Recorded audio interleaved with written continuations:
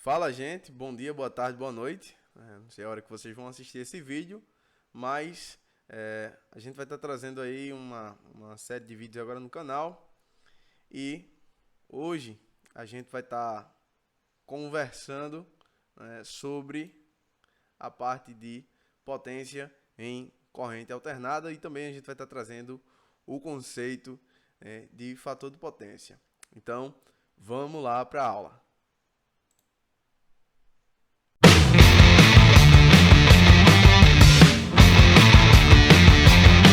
Então, gente, a gente hoje vai estar falando, sobre as potências, né? Antes de entrar de fato no assunto do fator de potência, e a gente vai conversar um pouco sobre as potências também, né? Vai trazer aí o conceito, as características e também a correção, né, de fator de potência. E aí, isso aqui vai ser uma pergunta para vocês colocarem aí nos comentários, né? Que você relaciona o fator de potência. Se a gente tivesse aí numa aula online ou presencial, que tivesse de maneira síncrona, a gente ia responder através aí dos líderes. E aí a gente parte dessa primeira ideia, né? O que é o fator de potência? Então, vocês acham que, enfim, é uma medida, enfim, é algo que, enfim, é coisa criada, enfim, o que é o fator de potência? Então, antes da gente partir para esses conceitos formais e tal, a gente vai tentar também entender o sentimento. Mas, de maneira formal, o fator de potência seria a razão entre a energia elétrica ativa e a raiz quadrada da soma dos quadrados das energias elétricas ativa e reativa, consumidas no mesmo período especificado. Então, fica aí muita coisa, né, para a gente, enfim, computar assim. Mas, matematicamente, é isso. Antes da gente provar matematicamente que o fator de potência é isso, a gente precisa entender o sentimento, né, do que de fato é fator de potência. E aí, vamos conversar um pouco sobre as potências. E agora, mais especificamente, sobre a potência ativa e também a potência reativa. A potência ativa é uma potência que a gente diz que ela é uma potência que realiza trabalho útil. Essa potência ativa, ela vai ser, em sua grande maioria, aí a gente vai encontrar ela sendo representada pela letra P, e a sua unidade de medida vai ser o watt, ou também vai ser comum a gente encontrar, né, no seu múltiplo kilowatt. Então, a potência ativa ela vai estar expressa em watt ou kilowatt. E onde é que eu encontro potências ativas, né, sendo de fato consumidas, enfim? A gente vai ter nos elementos resistivos. Então, anteriormente, né, a gente vai entender, compreender os circuitos elétricos em corrente alternada e ver qual que é a resposta de um circuito resistivo. A gente viu lá que num circuito de corrente alternada que a gente tem os resistores, a gente diz que tensão e corrente vão estar em fase, né? E isso vai ter um papel aí dentro da minha potência ativa. Então, a potência ativa é essa que realiza trabalho útil, e a gente vai ter ela basicamente nos elementos resistivos. E aí está sendo expresso uma resistência e uma lâmpada. Então, a gente vai ter presença, né, consumo, nesse caso, de potência ativa, né, na resistência e na lâmpada. Já a potência reativa, a gente indica uma potência de perdas. É uma potência que ela é necessária para os sistemas elétricos, mas ela também é um desperdício. Por quê? Essa potência ela vai ser, em sua grande maioria, aí, representada pela letra Q, e ela vai ter a sua unidade de medida em volt ampere reativo, VAR, ou kilovolt ampere reativo, né, o seu múltiplo, que é kVAR. Essa energia reativa é uma energia, ou na verdade potência, é uma potência que a gente diz que é uma potência de perdas porque é uma potência que não realiza trabalho útil, né? Ela é uma potência muitas vezes, né, consumida para se gerar aí no final algum tipo de trabalho útil. Nesse caso, por exemplo, a gente tem um motor e aí exemplificando o campo magnético. Então, para eu magnetizar as bobinas de um motor, né, eu preciso inserir aí um campo magnético inicial para que eu consiga fazer aí esse início, né, a magnetização, né, lá na curva de esterese. Então eu preciso aplicar, né, um campo externo, ou seja, esse campo vai ser promovido, né, e provocado por uma corrente, né, a corrente vai fluir pelas bobinas do motor. Essa bobina, essa corrente, ela vai gerar em torno dessas bobinas um campo magnético e através, né, da diferença aí, o momento entre as forças dos demais polos do motor vai se tornar em giro e em potência mecânica. E aí, de fato, vai ter conversão em trabalho útil. Mas parte, né, dessa energia, né, que é feita para magnetizar as bobinas, ela fica no motor, né, de maneira que a gente chama de esterese magnética, que é justamente esse acúmulo, né, de energia, né, nessa forma magnética, que a gente vai dizer que é uma potência desperdiçada. Uma outra maneira também, né, de se desperdiçar potência na maneira reativa através dos campos elétricos promovidos e provocados dentro dos capacitores. E a gente vai ver mais na frente que a potência reativa indutiva, que a gente vai ter, né, basicamente nos indutores, né, motores, reatores, ela vai ser diferente da potência reativa capacitiva que a gente vai ter nos capacitores. Então, essa minha potência reativa, mais uma vez, é uma potência que a gente ela é desperdiçada, né? Porque ela fica armazenada ou na forma de campo magnético nos motores ou na forma de campo elétrico nos capacitores. Então essa energia é desperdiçada, essa potência é desperdiçada.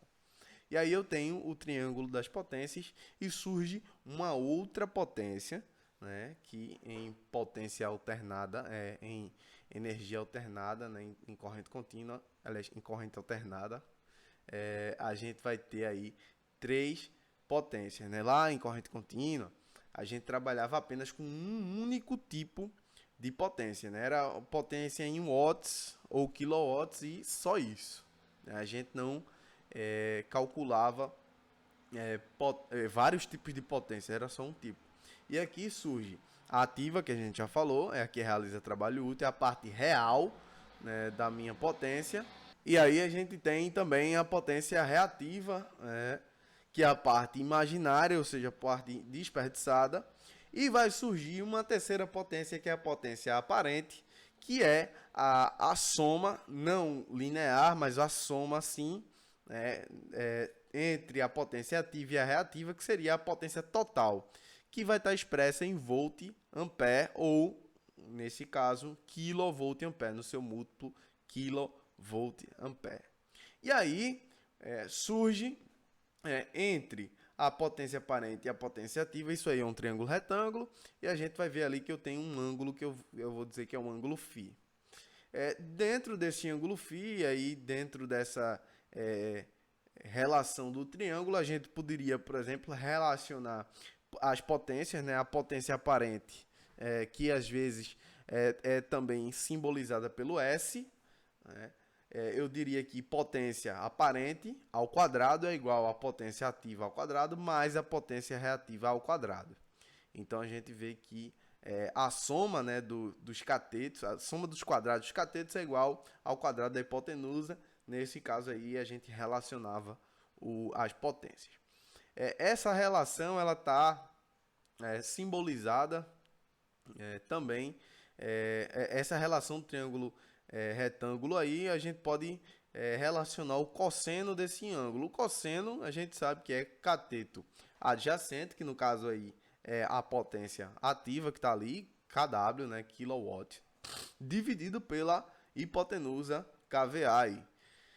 E esse ângulo Φ, a gente também pode dizer que esse ângulo ele pode ser encontrado através do arco tangente da potência reativa com a potência ativa.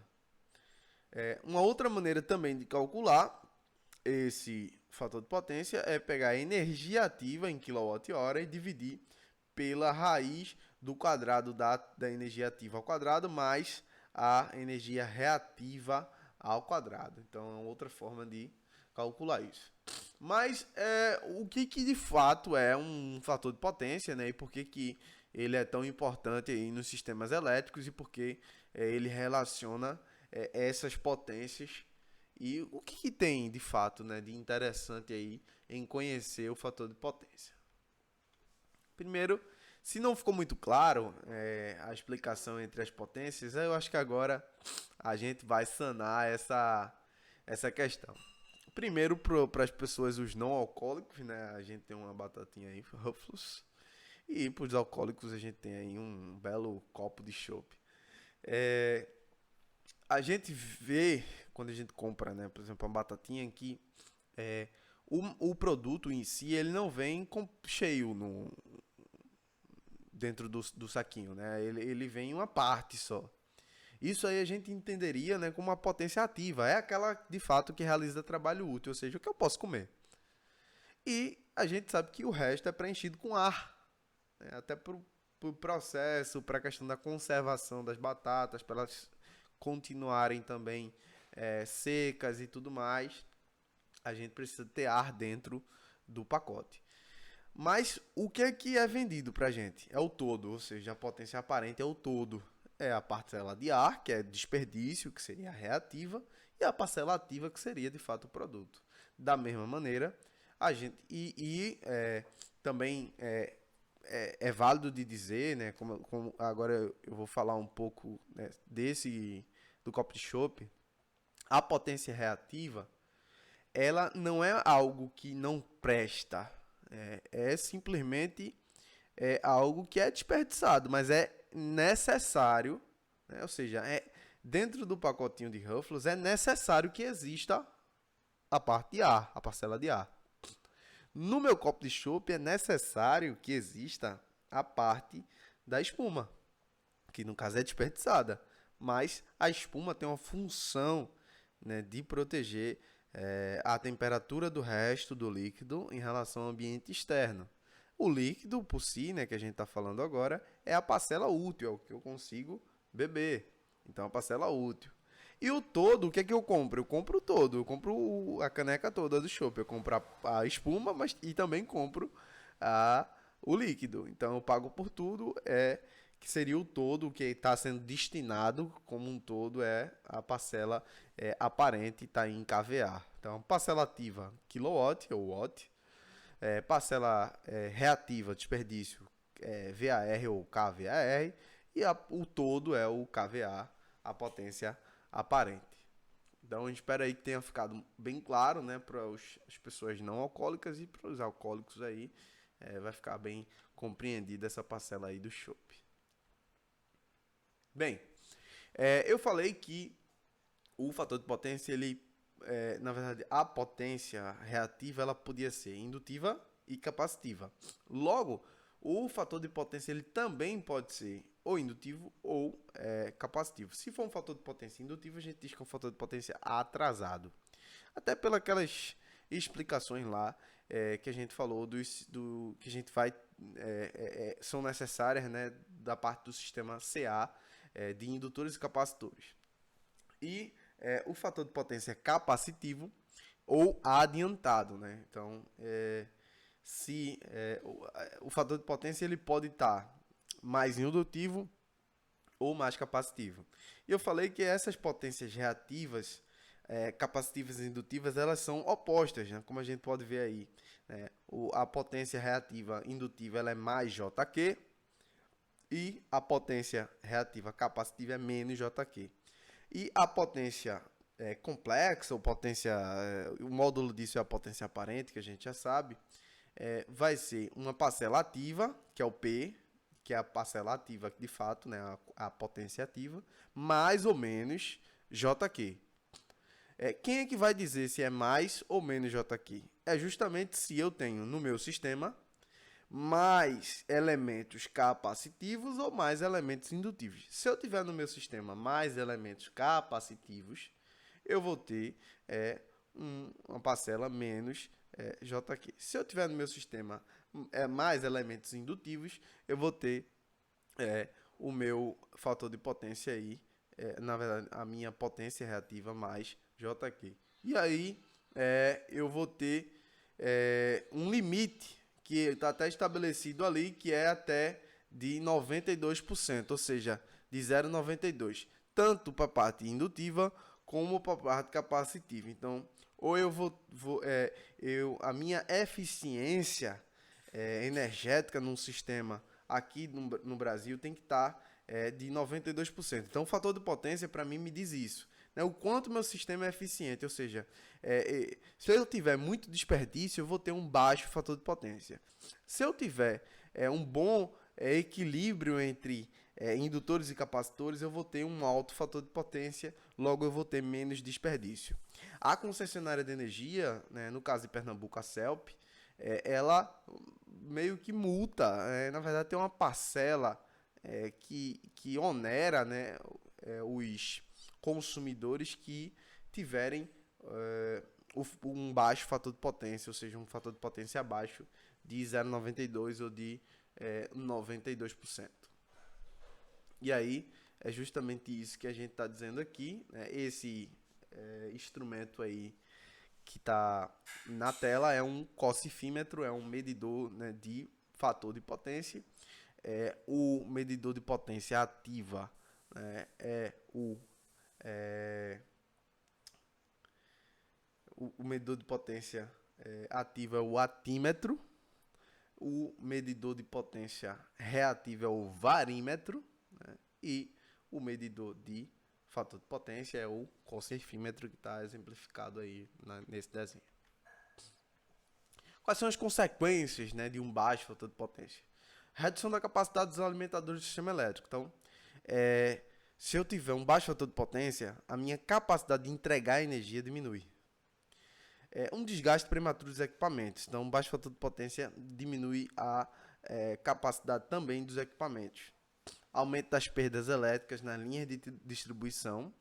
Queda de tensão no circuito de distribuição. Então, isso se a gente tiver um baixo fator de potência indutivo, né? Se a gente tiver um capacitivo elevado, a gente vai ter, na verdade, um aumento da tensão. E acréscimo nos valores da conta de energia, que é justamente se eu tiver abaixo de 0,92, eu vou pagar aí por ter mal utilizado a energia. Como é que eu corrijo isso? Primeiro, muitas vezes são motores superdimensionados ou motores operando de vazio que ocorrem de baixar o fator de potência. Então, isso precisa ser sanado. Avaliar a possibilidade de redimensionar, né? Como eu estou dizendo, pode ser superdimensionado. Eu estou usando um motor muito potente para uma aplicação que não precisava. Redistribuir as cargas pelos diversos circuitos, às vezes tem carga concentrada em um circuito só, e instalar capacitores, que na grande maioria das vezes eu vou ter um baixo fator de potência indutivo, né, quando se trata dos consumidores. Então, a gente vai ter aí que instalar capacitores justamente para remediar o baixo fator de potência indutivo. E aí eu tenho tipos de correção, né? Uma correção individual, correção por grupo de carga, uma correção geral, né? Que aí resolve o problema todo. Eu vou instalar um banco para toda uma linha, toda uma fábrica, toda uma unidade consumidora. E aí, depois também eu vou pedir para vocês colocarem aí nos comentários que um fator de potência baixo está relacionado ao quê? O que você acha? Qual é a potência que não realiza trabalho útil? Então, deixem aí nos comentários e muito obrigado aí a todos e todas vocês.